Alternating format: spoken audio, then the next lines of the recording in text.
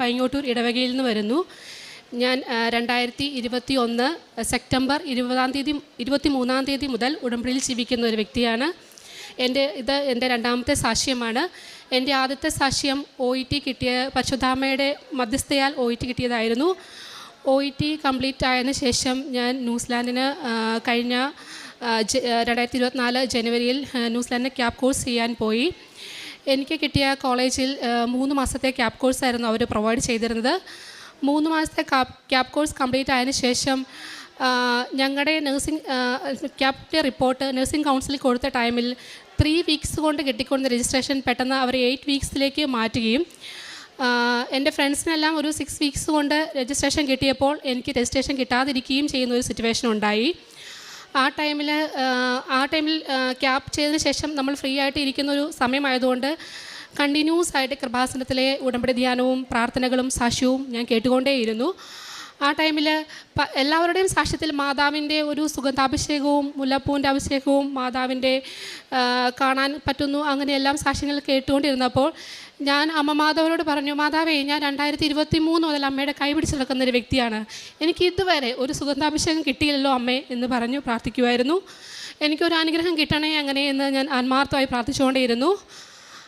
അതിനുശേഷം 7 ആഴ്ച cab report submit ചെയ്ത് 7 ആഴ്ചയായപ്പോൾ ഒരു ദിവസം 3 മണി സമയത്ത് വെളുപ്പിനെ എനിക്ക് പെട്ടെന്ന് ഒരു തണുത്ത കാറ്റോടുകൂടിയ ഭയങ്കരമായ മുല്ലപ്പൂവിൻ്റെ സുഗന്ധാഭിഷേകം ഉണ്ടായി.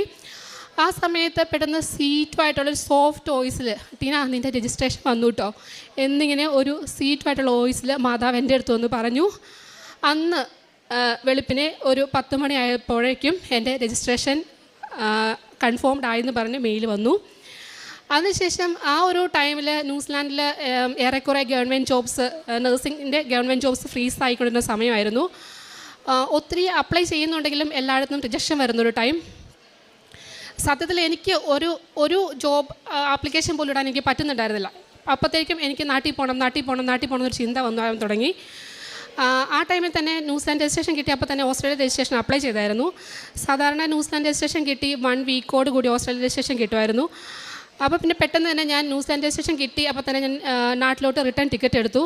ആ സമയത്ത് എൻ്റെ കൂടെ ക്യാബ് ചെയ്ത എല്ലാവരും അവിടെ ന്യൂസിലാൻഡ് തന്നെ സ്റ്റേ ചെയ്യുന്ന സമയത്ത് പെട്ടെന്ന് ഞാനൊരു ഡിസിഷൻ എടുത്ത് നാട്ടിലോട്ട് പോരുകയാണ്. അപ്പം എനിക്ക് എൻ്റെ വേ കറക്റ്റാണോ, ഇത് എൻ്റെ തന്നെ തീരുമാനമാണോ എന്നെനിക്ക് ഭയങ്കര ടെൻഷനുണ്ടായിരുന്നു. ഞാൻ എയർപോർട്ടിലോട്ട് പോകുന്ന സമയത്ത് ഞാൻ മാതാവിനോട് പ്രാർത്ഥിക്കുമായിരുന്നു, എനിക്കൊരു തീരുമാനം എടുക്കാൻ പറ്റുന്ന അമ്മേ. ഞാൻ എല്ലാ കാര്യങ്ങളും മാതാവിനോട് അഭിപ്രായം ചോദിക്കും. എല്ലാ കാര്യങ്ങളും മാതാവിനോട് സംസാരിച്ചിട്ടാണ് ഒരു ഡിസിഷൻ എടുക്കാറുണ്ടായിരുന്നത്. അപ്പം ഞാൻ എയർപോർട്ടിലോട്ട് പോകുന്ന സമയത്ത് വലിയൊരു മഴവില്ല് കാണിച്ച് മാതാവ് എൻ്റെ ഉടമ്പടി അനുസ്മരിപ്പിച്ചു. അപ്പം എനിക്ക് മനസ്സിലായി ഞാൻ പോകുന്ന വഴി കറക്റ്റാണെന്ന്. അതിനുശേഷം ഞാൻ നാട്ടിൽ വന്ന് ഉടനെ തന്നെ കൃപാസനത്തിൽ വന്ന് എൻ്റെ ഉടമ്പടി പുതുക്കിയ സമയത്ത് ഞാൻ മാതാവിനോട് പറഞ്ഞു, ഒരു സ്ഥിരീകരണം കൂടെ, ഞാൻ പോണ വഴി കറക്റ്റാണെന്ന്. അമ്മേ, എല്ലാവരും ന്യൂസിലാൻഡിൽ തന്നെ സ്റ്റേ ചെയ്യുക, എനിക്കപ്പോൾ ഒരു ജോലി ഇല്ലല്ലോ അമ്മേ, ഞാൻ എന്ത് ചെയ്യും? അപ്പം ഞാൻ അമ്മയോട് പ്രാർത്ഥിച്ചുകൊണ്ടേയിരുന്നു. ഇവിടെ വന്ന് ഞാൻ നിയോഗം എഴുതി എൻ്റെ ഓസ്ട്രേലിയ രജിസ്ട്രേഷൻ എന്ന് നിയോഗം എഴുതി ആ മൊമെൻറ്റിൽ, കറക്റ്റ് ആ മൊമെൻറ്റിൽ എനിക്ക് മെയിൽ വന്നു, എൻ്റെ ഓസ്ട്രേലിയ രജിസ്ട്രേഷൻ കൺഫേം ആയെന്ന്. അപ്പോൾ എനിക്ക് ഉറപ്പായി ഞാൻ പോകുന്ന മാതാവിൻ്റെ വഴി തന്നെയാണെന്ന്. അതിനുശേഷം ഞാൻ ജോബിന് അപ്ലൈ ചെയ്യാൻ തുടങ്ങി. എല്ലായിടത്തും ഞാൻ അപ്ലൈ ചെയ്യുമ്പോൾ മാതാവിൻ്റെ തൈലം വെച്ചിട്ട് കുരിശ് വരച്ച് കൃപാസനത്തിലെ ഉപ്പ് ആ ഹോസ്പിറ്റലിനെ മനസ്സിൽ കണ്ട് കൃപാസനത്തിൻ്റെ ഉപ്പ് അതിൻ്റെ അതിർത്തി വഴിയിട്ട് ആണ് ഞാൻ ആപ്ലിക്കേഷൻ അയച്ചുകൊണ്ടിരുന്നത്. 3 മാസം ഞാൻ കണ്ടിന്യൂസ് ആയിട്ട് ആപ്ലിക്കേഷൻ അയച്ചു. പക്ഷേ എനിക്ക് എല്ലാം റിജക്ഷൻ. അന്നേരത്തിന് അമ്മയോട് പറഞ്ഞു, അമ്മേ, എൻ്റെ കൂടെ ഓൾമോസ്റ്റ് എല്ലാവർക്കും ക്യാപ്പ് ചെയ്തവർക്ക് ജോലിയായി, പക്ഷേ എനിക്കൊരു ജോലി പോലും കിട്ടിയില്ല അമ്മേ, ഒരു ഇൻ്റർവ്യൂ പോലും എനിക്ക് അറ്റൻഡ് ചെയ്യാൻ പറ്റിയില്ല. ഞാനത് പറഞ്ഞ് മാതാവിനോടത് പരാതിയല്ല, ഒരു സങ്കടമാണ് പറഞ്ഞത്. അപ്പോഴത്തേക്കും എന്നെ ഒരു ഏജ് കെയറിൽ നിന്ന് വിളിച്ചിട്ട് പറഞ്ഞു, ടീന നീ ഇൻ്റർവ്യൂ ചെയ്യാൻ റെഡിയാണോ? എനിക്ക് ചൊവ്വാഴ്ചകളാണ് ആ ടൈമിലെല്ലാം അനുഗ്രഹം വന്നുകൊണ്ടിരുന്നത്. ചൊവ്വാഴ്ച ഇൻ്റർവ്യൂ ചെയ്യാൻ നിനക്ക് ഞാൻ അറേഞ്ച് ചെയ്യാൻ, ചൊവ്വാഴ്ച ഒരു ഇൻ്റർവ്യൂ. ഓക്കെ, ഞാൻ ഇൻ്റർവ്യൂ അറ്റൻഡ് ചെയ്തു. അത് ആ മാമൻ്റെ അടുത്ത് പറഞ്ഞു അത് 100% സക്സസ്ഫുള്ളാണ്, പക്ഷേ അവർ എനിക്ക് ഓഫർ തന്നില്ല. അതിനുശേഷം എനിക്ക് ചടപട ഇൻ്റർവ്യൂ ആയിരുന്നു 5 ഗവൺമെൻറ് ഹോസ്പിറ്റലിൽ നിന്ന്. ഞാൻ ഏജ് കെയറിൽ ആപ്ലിക്കേഷൻ കിട്ടി ഒരു ഇൻ്റർവ്യൂ അറ്റൻഡ് ചെയ്യാൻ വെയിറ്റ് ചെയ്തത് എനിക്ക് മാതാവ് എനിക്ക് 5 ഗവൺമെൻറ് ഹോസ്പിറ്റലിൽ നിന്ന് എനിക്ക് ഇൻ്റർവ്യൂ തന്നു. അതിൽ ഏറ്റവും ബെസ്റ്റായിട്ടുള്ള 2 ഹോസ്പിറ്റലിൽ എനിക്ക് ജോലിയും തന്നു. ഈ ഓരോ ആപ്ലിക്കേഷനും ഞാൻ തൈലം തൊട്ട് ഉപ്പിട്ട് പ്രാർത്ഥിച്ചാണ് അപ്ലൈ ചെയ്തുകൊണ്ടിരുന്നത്. ഓരോ ഇൻ്റർവ്യൂ അറ്റൻഡ് ചെയ്യുമ്പോഴും ഞാൻ എൻ്റെ ഇൻ്റർവ്യൂ പാനലുള്ള ഓരോ വ്യക്തികളെയും ഓർത്ത് അവർക്ക് പകരമായിട്ട് എൻ്റെ നെറ്റത്ത് തല്ലും തൊട്ട് കുരിശ് വരയ്ക്കും. അപ്പം ഞാൻ ഇൻ്റർവ്യൂ പാനൽ ഇപ്പം നമുക്ക് മെയിൽ വരുമ്പം ഇത്ര പേര് ഇൻ്റർവ്യൂവിന് ഉണ്ടാവും എന്ന് പറഞ്ഞാൽ നമുക്ക് മെയിൽ വരും. ആ ടൈമിൽ അവർ ഓരോരുത്തരെയും ഓർത്ത് ഞാൻ ആ കമ്പ്യൂട്ടർ സ്ക്രീനിലും കുരിശ് വരച്ച് ഉപ്പിട്ട് പ്രാർത്ഥിച്ച് കാശ് രൂപം കയ്യിൽ പിടിച്ച് ബൈബിൾ ഇപ്പുറം സൈഡിൽ വെച്ചാണ് ഇൻ്റർവ്യൂ അറ്റൻഡ് ചെയ്യുന്നത്. അതിനുശേഷം 2 ഹോസ്പിറ്റലിൽ നിന്ന് എനിക്ക് വന്നതിൽ ഏറ്റവും ബെസ്റ്റായിട്ടുള്ള 2 ഹോസ്പിറ്റലിൽ നിന്ന് എനിക്ക് ജോബ് ഓഫർ ഓപ്പർച്യൂണിറ്റി വന്നു കഴിഞ്ഞപ്പം ഒരെണ്ണം എനിക്ക് വർക്ക് വിസയും ഒരെണ്ണം എനിക്ക് PR വിസയാണ് തന്നത്. ഫസ്റ്റ് എനിക്ക് വന്നത് PR വിസയുടെ ഓപ്പർച്യൂണിറ്റിയാണ്. അപ്പം എൻ്റെ PR വിസയ്ക്ക് നമ്മൾ ഇടണമെങ്കിൽ സ്കിൽ അസസ്മെൻ്റ് എന്ന് പറഞ്ഞൊരു സംഭവം ചെയ്യണം.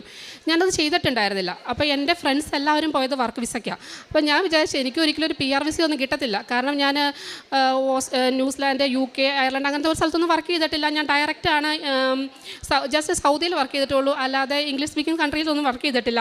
അപ്പോൾ എനിക്കൊരു PR വിസ ഒന്നും കിട്ടാനുള്ളൊരു ഇതൊന്നും എനിക്കില്ല. അങ്ങനെ വിചാരിച്ച് ഞാനിരുന്നു. അതുകൊണ്ട് സ്കിൽ അസസ്മെൻറ്റ് ഞാൻ പർപ്പസ്ഫുള്ളി വായിച്ചു.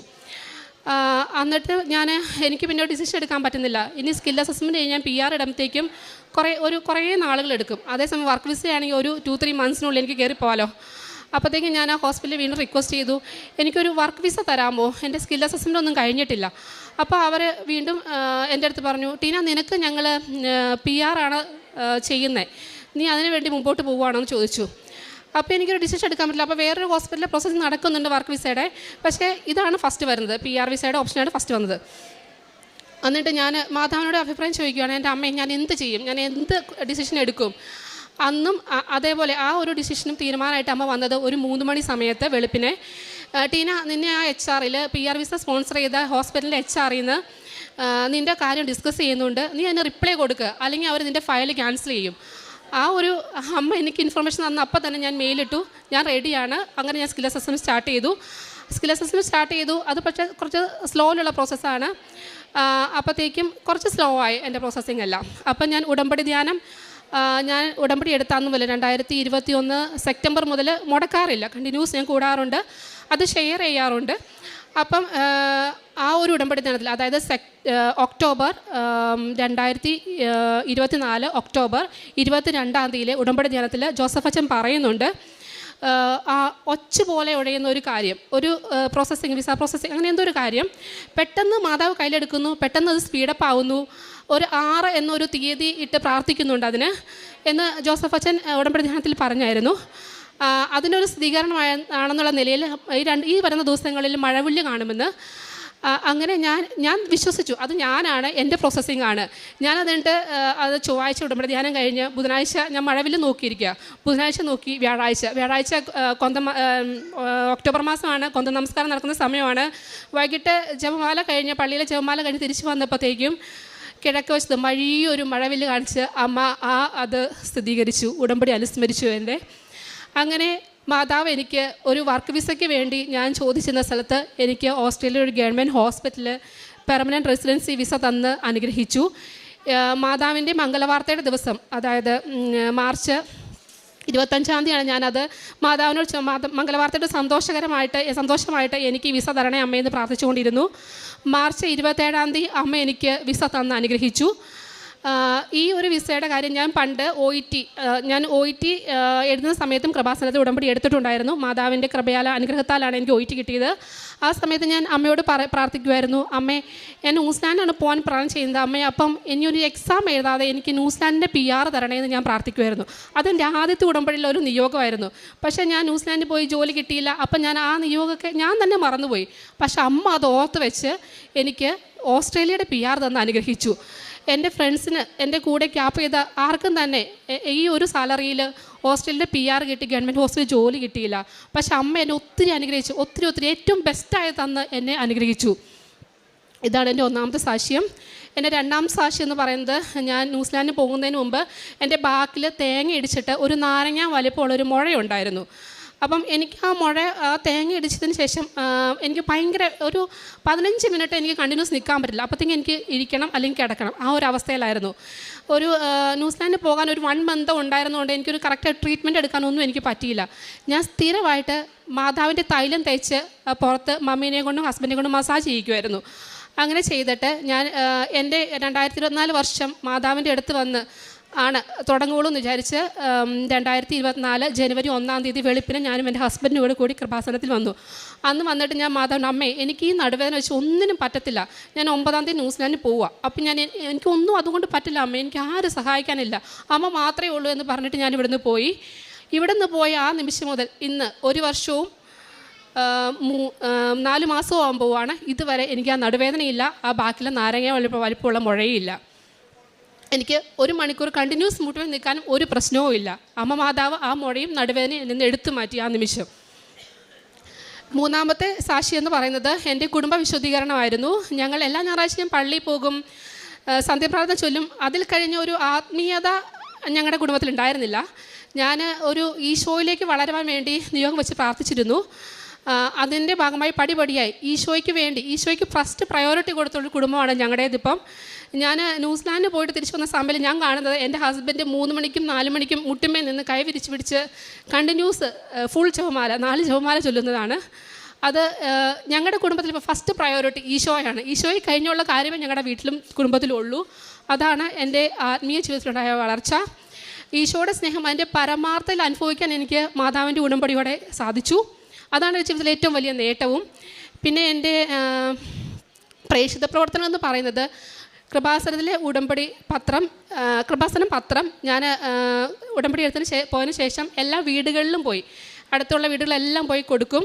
അവർ കളിയാക്കുകയൊക്കെ ചെയ്യും, അല്ല ഞാനൊന്നും മൈൻഡ് ചെയ്യാറില്ല, അമ്മയ്ക്ക് വേണ്ടിയിട്ടല്ലേ. ഞാൻ എല്ലാ വീട്ടിലും കൊണ്ടു കൊടുക്കും. അതേപോലെ വീടിനടുത്തുള്ള കിടപ്പ് രോഗികൾ, പാവപ്പെട്ട കിടപ്പ് രോഗികളെ ചെന്ന് കണ്ട് അവർക്ക് എന്നെക്കൊണ്ട് ചെയ്യാൻ പറ്റുന്ന കാര്യങ്ങൾ, ഒരു നേഴ്സ് നില എനിക്ക് ചെറിയ കാര്യങ്ങളൊക്കെ ചെയ്ത് കൊടുക്കാൻ പറ്റും, ആ ഒരു രീതിയിൽ അവരെ ഞാൻ സഹായിക്കാറുണ്ടായിരുന്നു. പിന്നെ വഴിയിലിരിക്കുന്ന ഇടയ്ക്കൊക്കെ വഴിയിലിരിക്കുന്ന പാവപ്പെട്ട മനുഷ്യർക്ക് ഫുഡ് ഉണ്ടാക്കി കൊടുക്കും. പിന്നെ പാവങ്ങളായിട്ട് കഷ്ടപ്പെടുന്നവർക്ക് എന്നെക്കൊണ്ട് പറ്റുന്ന രീതിയിൽ ഞാൻ സഹായങ്ങൾ ചെയ്യാറുണ്ടായിരുന്നു. പിന്നെ എൻ്റെ ഈ സെയിം പ്രോസസ്സിലൂടെ, അതായത് ന്യൂസിലാൻഡ് രജിസ്ട്രേഷൻ കഴിഞ്ഞ് ഓസ്ട്രേലിയക്ക് ജോബിന് വേണ്ടി വെയിറ്റ് ചെയ്യുന്ന എല്ലാവർക്കും ഞാൻ ഏതൊക്കെ പ്രോസസ്സിലൂടെ പോയോ, എനിക്ക് ഏതൊക്കെ ചെയ്തപ്പോഴാണ് പോസിറ്റീവ് റിപ്ലൈ കിട്ടിയത്, എനിക്ക് ഏതൊക്കെ ഹോസ്പിറ്റലുകാരാണ് പോസിറ്റീവ് റിപ്ലൈ തന്നത്, അവരെല്ലാം നമ്പർ കൊടുത്തു. ഞാൻ എന്തൊക്കെ ചെയ്തപ്പോഴാണ് ഒരു CV ശരിയാക്കുന്നത്, അങ്ങനെ കാര്യങ്ങളെല്ലാം പറഞ്ഞു കൊടുത്ത് അവരെയൊക്കെ ഹെൽപ്പ് ചെയ്യാറുണ്ടായിരുന്നു. ഇതൊക്കെയാണ് എൻ്റെ പ്രേക്ഷിത പ്രവർത്തനങ്ങൾ. എനിക്ക് ഇത്രയേറെ നന്മകൾ തന്ന എൻ്റെ പരിശുദ്ധ അമ്മയ്ക്കും ഈശോയ്ക്കും കോടാനുകോടി നന്ദി അർപ്പിച്ചുകൊണ്ട്